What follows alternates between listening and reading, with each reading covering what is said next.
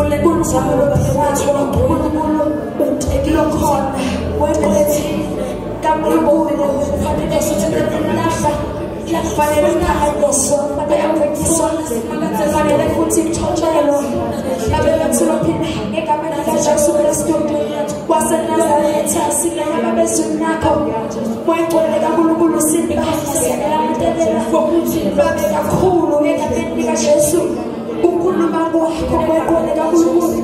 kukhona indvodza leyakhuluma kuJesu yathi mfundisi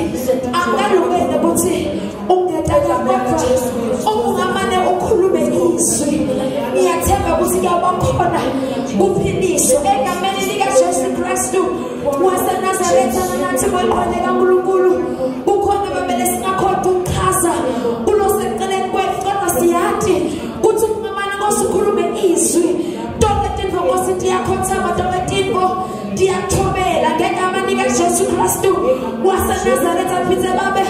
obe ngosiqosho wabona namuhla ngegqobo lolusha egameni likaJesu size batakatha lomo ngelahle lomlilo ngaboyingqona ngabe nemahloni babe kukhuluma iqiniso lakho phambi kwethu egameni likaJesu Kristu waseNazaretha sithulisa yonke imimoya engagobhoda kulesi sikhathi ayinamandla ayinasabelo